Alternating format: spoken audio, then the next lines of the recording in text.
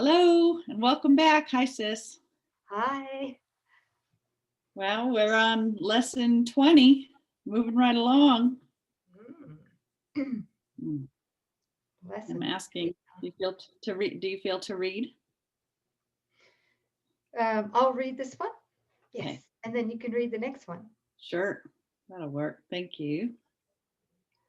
Lesson 20. I am determined to see. We have been quite casual about our practice periods thus far. There has been virtually no attempt to direct the time for undertaking them. Minimal effort has been required, and not even active cooperation and interest have been asked. This approach has been intentional and very carefully planned. We have not lost sight of the crucial importance of the reversal of your thinking. The salvation of the world depends on it. That's Wow. big. Isn't that big? Can I just read that part again? Yes. I'll go. Okay. Yeah. We have not lost sight of the crucial importance of the reversal of your thinking. The salvation of the world depends on it. Wow. Important. Is anything more important than the reversal of our thinking? Obviously not. Yet you will not see if you regard yourself as being coerced, and if you give in to resentment and opposition. Wow, yours says, see, it says, yet you will not succeed if you regard yourself as being coerced and if you give in to resentment and opposition. Is that what yours says? Yeah. Can you read that again, please? Yet you will not succeed if you regard yourself as being coerced and if you give in to resentment and opposition. Wow. Interesting, isn't it? Yeah, the wording. Yeah. Oh. And yours says, yet you will not see. Yeah. Okay, well, Keep going. yes, please. This is our first attempt to introduce structure. Do not misconstrue it as an effort to exert force or pressure.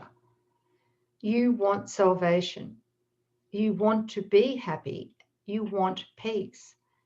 You do not have them now because your mind is totally undisciplined, and you cannot distinguish between joy and sorrow, pleasure and pain, love and fear. You are now learning how to tell them apart, and great indeed will be your reward. Do we want to flesh that out a little bit?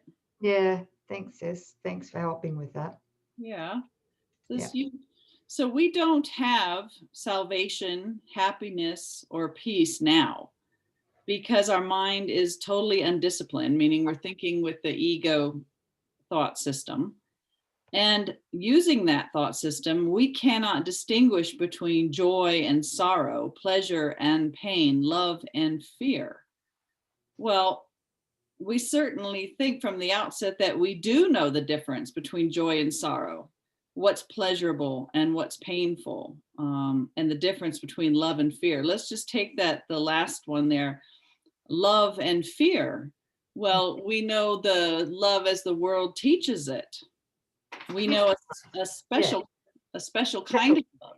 Yeah, special human love. Yeah. That is based on what we've been taught in the world, is based on the laws of specialness, right? Human laws, Right. not on a love that cannot be threatened. Right. So human love is changeable and it can change in an instant, right? Mm-hmm. Yes. Okay. So we don't know anything about the love of God. So right now we think that a fearful love is love, right? Okay. And while we seek pleasure through the body, and we come to learn that the body is really the ego's defense against God, well, we learn that there is no pleasure in the body. Real pleasure is doing the will of God, is experiencing his love. So this will all be fleshed out as we move along, but really through the ego thought system, we don't have a clue what joy, real pleasure, and real love are. We're just choosing between ego symbols. Yeah, and what we tend to do is through the ego's filter is we're looking for our completion, we're looking for our fulfillment in the body, in special relationships, in the world. And what we don't realize through the ego filter is that we are looking for guilt, and it's unconscious, it's deeply unconscious. And that guilt is the self-attack that the ego needs to perpetuate itself in our mind, right? Right. And we'll unpack this more deeply as we go further into the lessons. Yeah. So what we do here in the world is we seek for our completion, our fulfillment. We seek for love in all the wrong places. Right. And so the mechanism of that thinking has to be reversed. Which is the salvation of the world. Yes. How important is this? So wonderful. So we don't even know that we have an option until we start recognizing. Yes, thanks, sis. That was beautifully explained. Thank you.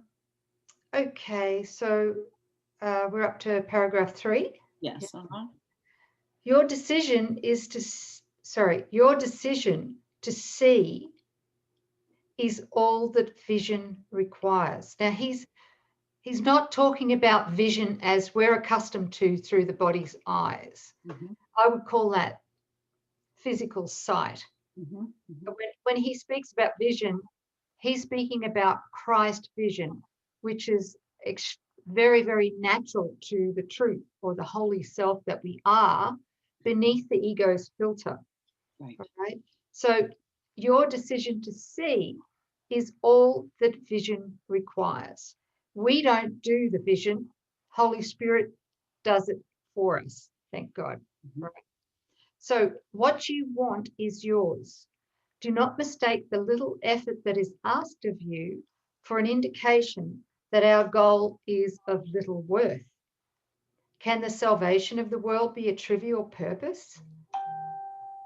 And whenever I hear that ping, I always feel that's Jesus saying, yes, confirming it, right?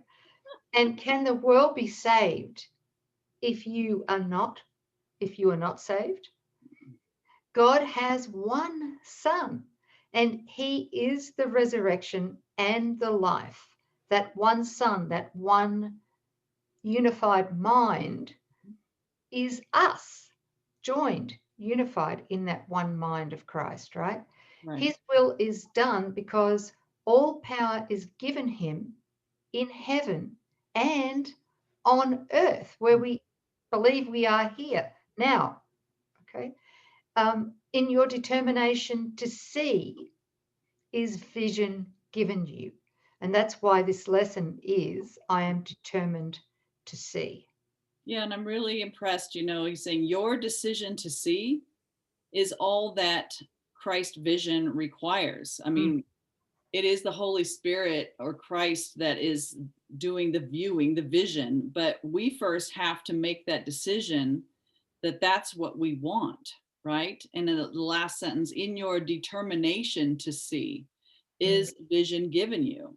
What you want is yours. It's, so the laws here are what we desire is, again, for previous lessons, what we're experiencing, our desire, our one desire. That's the power we seem to have here. That what we want or what we desire singularly is exactly what we're going to be experiencing. So when we make this determination to truly see or see with the Christ, it will be given us. Yes, and beautifully explained. And just to support what you've just said there, it's when we express our desire to do these lessons, and particularly this lesson today too, right? I am determined to see. What we're actually doing is we're giving permission to Holy Spirit to come in and to really reverse our thinking. That's what we're doing. Okay. Yeah. So it's always to lead to happiness and joy and real, true fulfillment. Holy Spirit, I think it's not too premature to bring this in, or maybe we've already mentioned it, but Holy Spirit never brings us lessons to increase our fear. No. He never brings us lessons of pain. Right. Never. All right. That's the beauty of the love and the grace of God, that Holy Spirit only ever meets us where we're at upon our invitation. It waits, it never coerces, and it never forces itself. And that is why our determination or our desire has to be singular, because Holy Spirit can't join us while we are like a pendulum swinging between, I want to see the ego's creations and what I think that I have made independently from God. And then when that gets bad, I swing over and I say, okay, God, I want to see the truth here. And then, but we swing back. It's just like daily. We're just so undecided that the Holy Spirit has nothing to work with until we are so undivided and say, okay, I have had enough. I really am determined now to see. I don't know what it is, but I know what I don't want. And now it's the call and the prayer, which is our desire, is just to see with Holy Spirit. I want Christ's vision.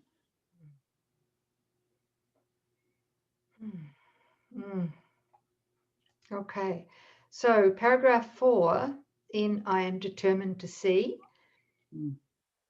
The exercises for today consist in reminding yourself throughout the day that you want to see. Today's idea also tacitly implies the recognition that you do not see now, right? Therefore, as you repeat the idea, you're stating that you are determined to change your present state for a better one, and one you really want. Repeat today's idea slowly and positively, at least twice an hour today, attempting to do so every half hour. Do not be distressed if you forget to do so, but make a real effort to remember.